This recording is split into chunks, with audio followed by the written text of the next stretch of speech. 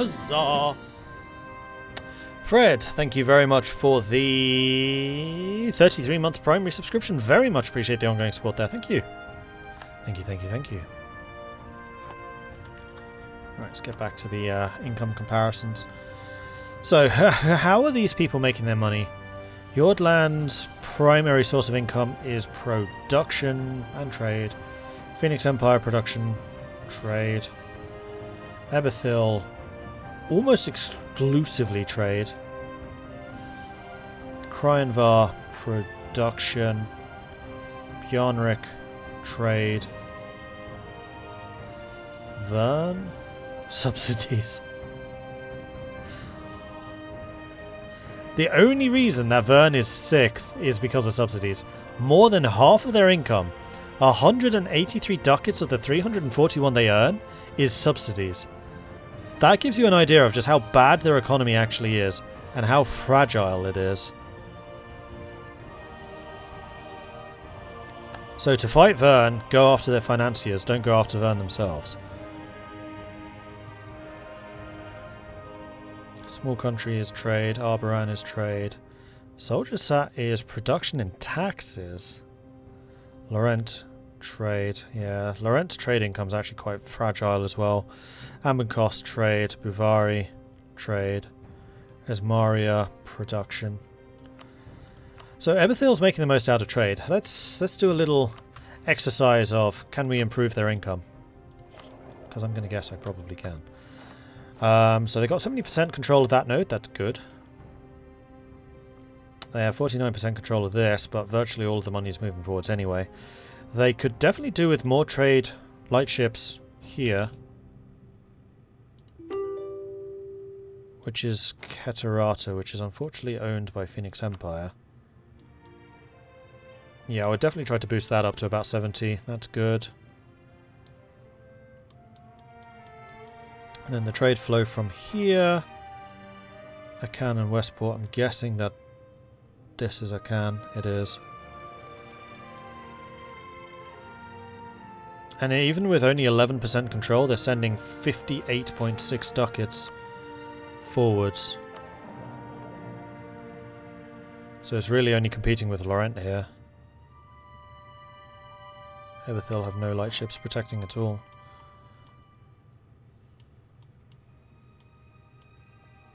Like, nobody is really using lightships, which does surprise me because they are very, very good. Although of all the nations that need to be using lightships, it was the Gnomish hierarchy. Gnomish hierarchy using lightships to bring in the trade for the small country to then cash in and then subsidize Gnomish hierarchy is how those two should have been working together. In fact, I reckon small country is losing a chunk of their income because Gnomish hierarchy is no longer feeding the money from the Dragon Coast. And they're still stealing a significant amount.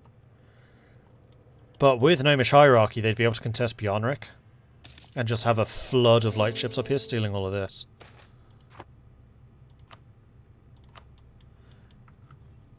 And in fact, if Lorent wanted to make a lot of money, that would be the way for them to do it.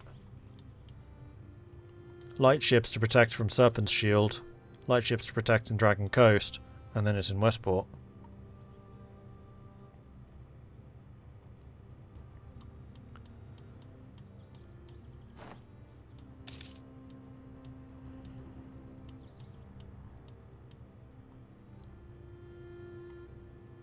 Lorent has a merchant here.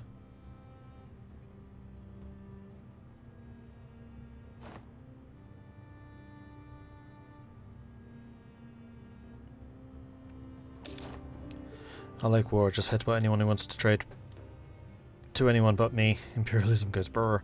I mean, trade is definitely a very different beast in multiplayer where so many different players actually try to get a piece of the pie. And diplomatic wrangling of, like, if Lorent started protecting trade and stealing away from Bjarnrik, then Bjarnrik gets pissed with Lorent. That has repercussions. But that's also part of the fun of playing as a trade nation, is manipulating the other players to get them to do that. Like, my favourite is still that game where I played as Tyrhut. I survived a multiplayer game as an OPM. Although by the end I wasn't an OPM anymore. But yeah, getting... Oh, Who was it? I was playing as Tirha. I basically framed myself as the Bank of India in the Indian Thunderdome game. And it's the... Oh, what's the really big nation that forms just south of Tirha? Not Bengal.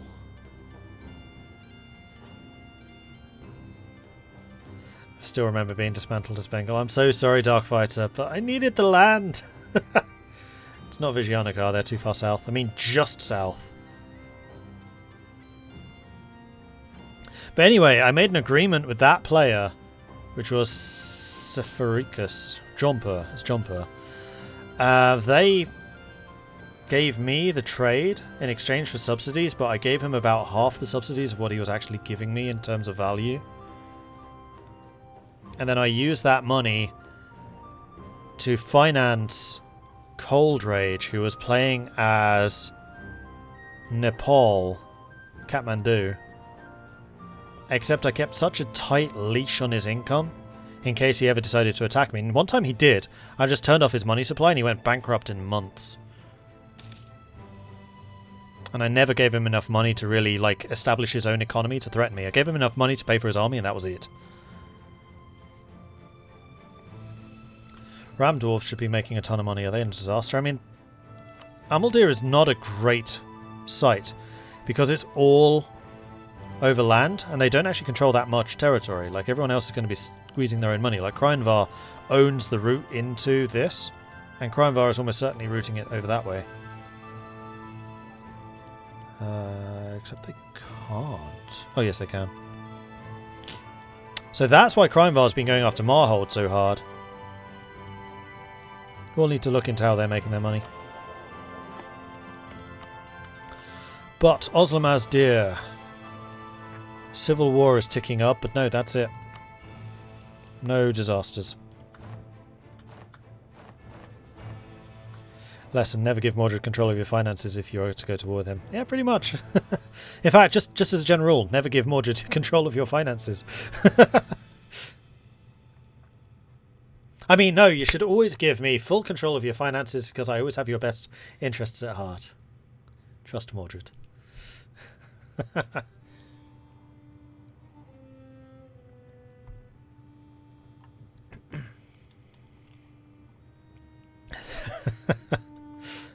I still feel really bad about that fight, Darkfighter. Oh, man. You were just in an unfortunate position. Because Bengal was just so important for me making money. In many of the multiplayer games I watch, Netherlands is banned formable because their trade is too good. They make so much money off trade they can subsidize other players to protect their trade, and it always creates a monopoly of trade in Europe. I mean, there are plenty of other nations that can counteract that. You just need other competent trade players. Genoa, for example, would be a big one. England would be a big one. Like, if you have a competent England and a competent Netherlands, that's a fun time. Because those two are not going to want to cooperate. And they both collect in the English Channel. If you have a competent Denmark, you can effectively cut off trade from the Baltic, possibly even the North Sea. Spain can cut off trade coming from the New World.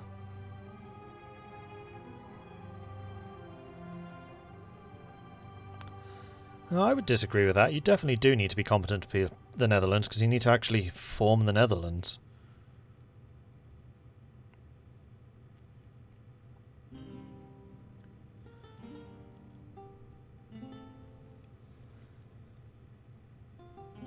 And Norway can be a surprisingly good trade nation, because they have the actual highest trade steering in the game. And more importantly, they have the high ID number to actually use trade steering. Because trade steering... Alright, now that we're going down the rabbit hole. For those of you who don't know how trade steering actually works, it doesn't just give you a blanket income, that would be too easy. Trade steering, if you hover over this, you can see Wesdam increases outgoing value by 6, Dame's Crown increases outgoing value by 3.5, Moonhaven increases outgoing by 1.9, Anbennar cost increases by 1.7, and then Blue Heart by 1.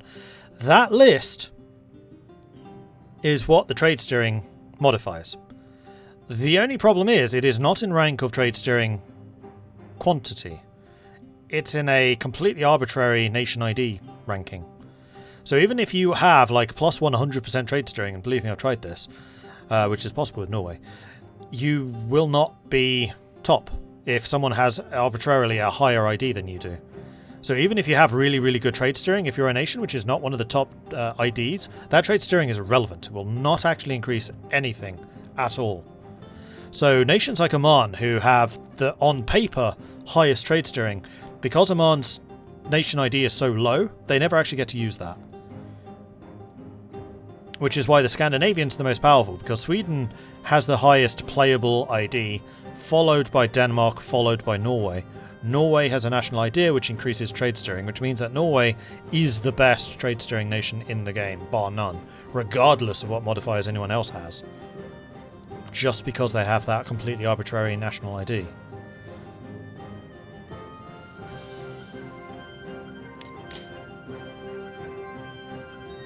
Seen the Netherlands and England work together a few times. I saw the Netherlands. Netherlands subsidizes England. Yeah. I mean, that's always a risk. That's 100% in England's interest. Netherlands could do a lot better out of that deal than having England support them.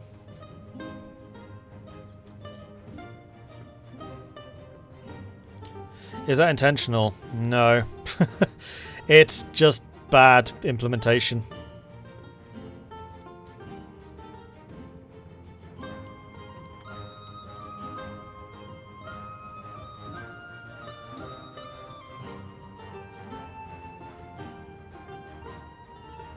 It's the Mediterranean players that are competitors. Yeah, like if you want to have a real trade conflict game, Venice and Genoa. That's a fun game to do. Especially now that Merchant Republics don't just outright suck. Like, the last time I did a Venice-Genoa competitive game was when I played with Bussy. He was playing as Venice, I was playing as Genoa. He reformed to a monarchy because Republics were so bad and then just completely wiped the floor with me trade-wise. Now, though, Republics have had several rebalances, especially now that the government reforms for Republics are really strong. I think that would be a different game, and I'd kind of like to try that again, like Venice-Genoa trade competition.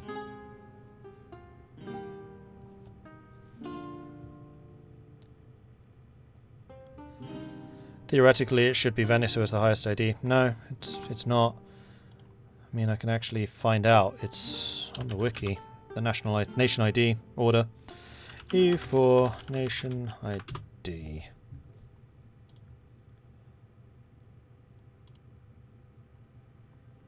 It's not that one. So it must be that one. Here you go. This is the completely arbitrary list of IDs. So, if you're a nation that's been recently added to the game, you're never going to get trade steering. You're just not. Like the new North American natives. With IDs of like 600, that means they're 600th in place to be on that list. So Norway is 8th. Sweden, Denmark, Finland, Gotland, Norway, Holstein, Scandinavia. So if you had like a trade competition between Norway and Oman, Oman has the higher trade steering. Oman's ID is 268. So any of the 267 countries which are higher in that list than Oman will ruin their trade. So even though Oman has a plus 33% trade steering, they never get to use it because of that. Oh yeah, and you wanted to know Venice. Venice is 209th. So the 208 nations, which are higher up than Venice, get to use their trade steering. Which includes such trade luminaries as the Papal States, Dithmarschen, Ulm, Cleves,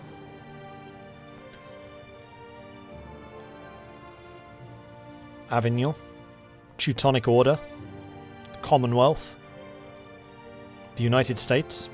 Wow, the United States is actually remarkably high. That's 77th. I thought the colonies were usually lower, but they're not. They're actually really, really high. Texas is 81st. So even Texas has better trade potential than Venice. Bosnia is higher than England. Yeah. See, that's why trade steering is a completely useless modifier. It really is bad, unless you're high up on that ID. And for like Anbennar, where you don't have that list of trade nation IDs, it's basically impossible to see who's actually going to get the trade steering buffs. And because that list matters.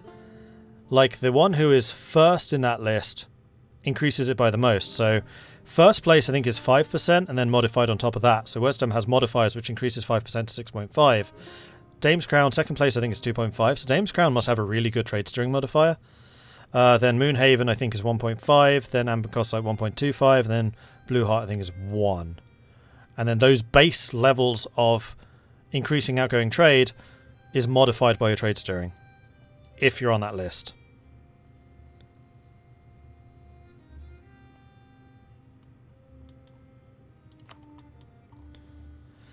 Anyway, back to the multiplayer, where not much is happening. We've got Marhold currently going after Hammerhome, finally gobbling up some of those nations around them.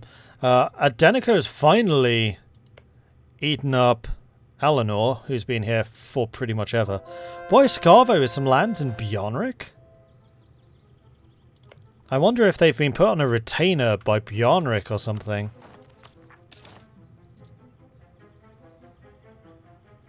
Bjornrik is subsidizing Arboran. Boyascarvo is not subsidizing anyone. Sorry, I always get this the wrong way around. Arboran is subsidizing Bjornrik? Ow. Why is Arboran subsidizing Bjornrik? Bjornrik's one of the wealthiest nations in the game.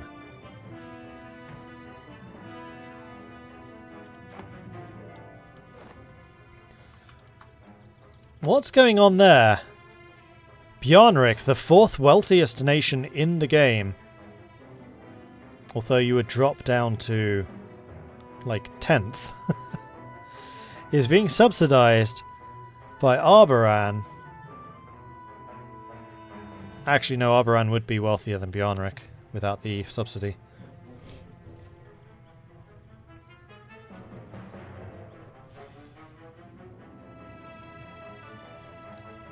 Boyascarvo have had that land for the last 2 sessions. I just never noticed it. I just thought it was somebody else that Bjornrik just hadn't eaten yet.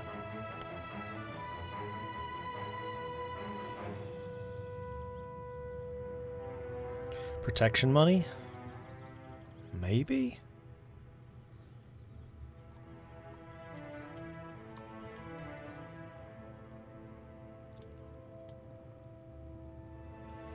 Soldiers are drilling with what troops they can. Ovdor Kanzad did take a bunch more of the territory over here, including that hold, Tuad Dumakon. And they are working towards getting Verkol Dromak.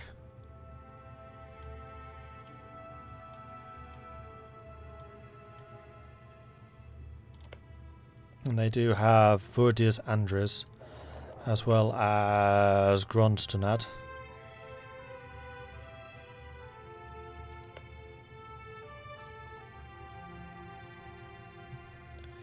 Are those a releasable nation, I wonder?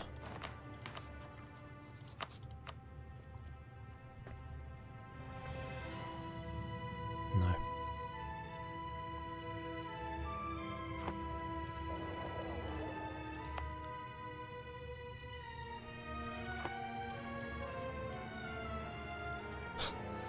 Verkol Dromak, such a meme, their ideas give extra marines. Yeah, I heard that Verkol Dromak was supposed to be like the boat dwarves. Like more so than Ovdol Tunga for some reason. Alright, is there anything else we want to look over?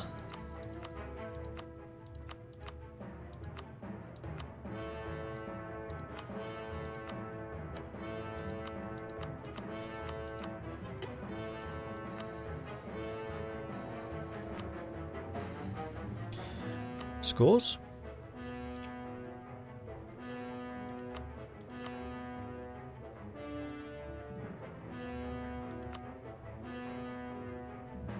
Oh, absolutism. Of the players, none of them really. Drake's Guard is the highest absolutism of the players. That's interesting. I thought the players usually try to get as much absolutism as they can.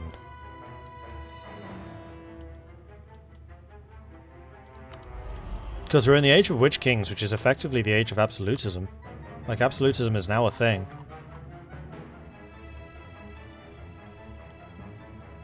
Generals, yes, we'll do that in a minute.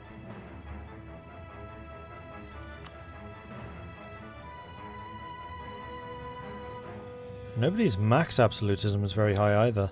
Oh, probably because they all have estate privileges still. Presidential dictatorship. No, Gnomish hierarchy, what's happened to you? Have you lost the Republic? Yep, they've lost the Gnomish technocracy. Republican tradition collapsed down to 2. Oh, Brain Think Thinker. Brain Think Thinker. That's an amazing name. Oh, Brain Think Thinker. Masterful dictator president of the realm. And certainly the biggest brained of us all. Brain Think Thinker. That's an amazing name. So, score-wise, Yordland is winning easily. I think that was because they were the hegemon for so long. Then Eberthil, Phoenix Empire, Lorent, Soldier Sap, Yarnrek, Kreinvar, Vern, Boiscavo, Kaios, Small Country, Arboran. Generage is the first of the AIs.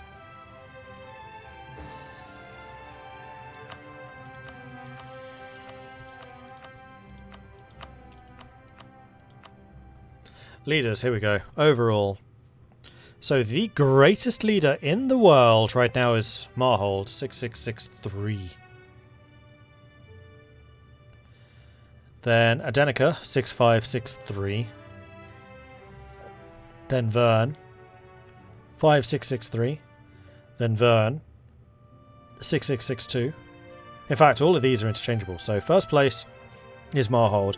Second place is 2 of Vern and 1 of Adenica. Third place is, 3 of Vern and 1 of Adenica. Fourth place, 1 of Vern, 1 of Adenica, 1 of Soldier Sat, 1 of Kreinvar. So yeah, Vern definitely has the highest quality commanders. That's pretty impressive. And I'd say Adenica is up there too. And the first wizard on this list doesn't come in until Suda the First of Jugajir. And then Morapant. So it doesn't look like very many of the players are using wizards as generals. The entire world is at peace. That never happens. Complete peace. Not even AI wars, just... What's wrong with this picture? A multiplayer game where nobody is fighting.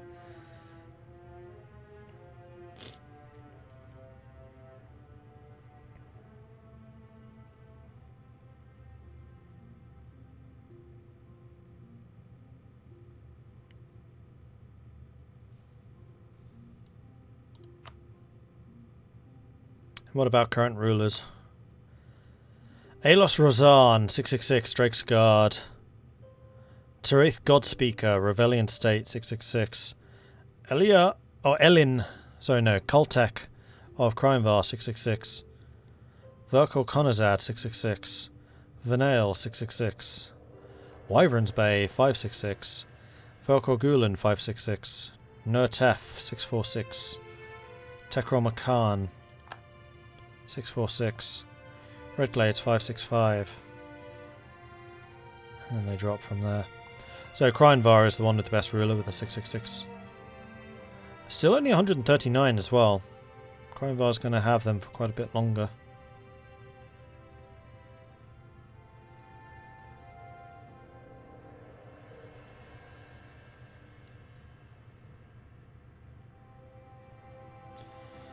Vern, Lorent.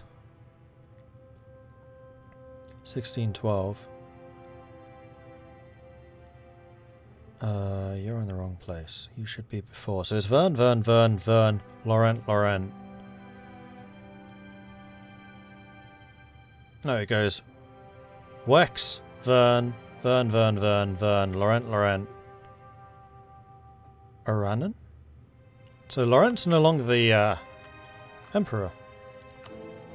No, Aranan is. AI took it somehow. Right? Aranan's not a player. Aranan's not a player. And if there is another election, it might actually go to Ebethil. Oh, that's interesting. So small country is voting for Lorent. James Crown's voting for Arboran. Magisterium is voting for Adenica. Esmaria is voting for Vern. Anbennar is voting for Ebethil. Oh, Esmaria and Anbennar are voting for different people. That's interesting. Vern is voting for Ebethil, not Vern. And then Ryland Temple voting for Moonhaven.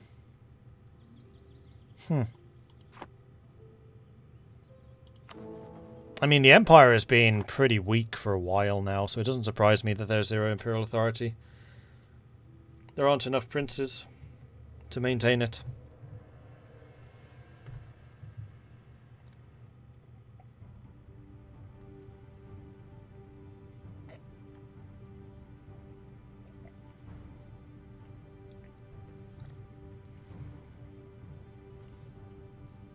Oh, we got wars again.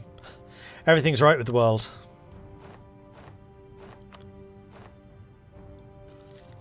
Adenica and Hammerhome. So after Marhold had their go, Adenica's now having theirs. Phoenix Empire fighting against Generaj Protathi, so going east. Drake's Guard against Raisin Khan. That makes sense. Been surprised that hasn't happened earlier. Ebethil against Neckliffe. Trying to take out... Oh! They rose up and got independence. Mine boy, come back! You're in with a chance again. Vern against Rezenkand. And Cardia against Hammerhome. And Vanrahar against Genraj. So this might actually be to expand Vanrahar's lands. Yeah, Genraj is right there.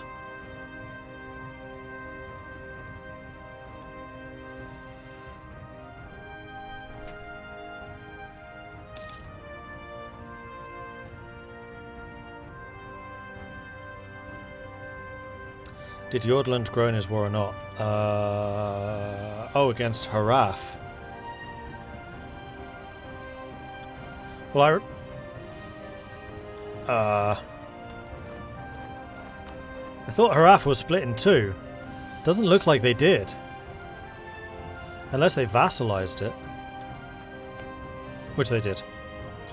So Haraf is now a Jordland vassal. That's a really good gain for Jordland.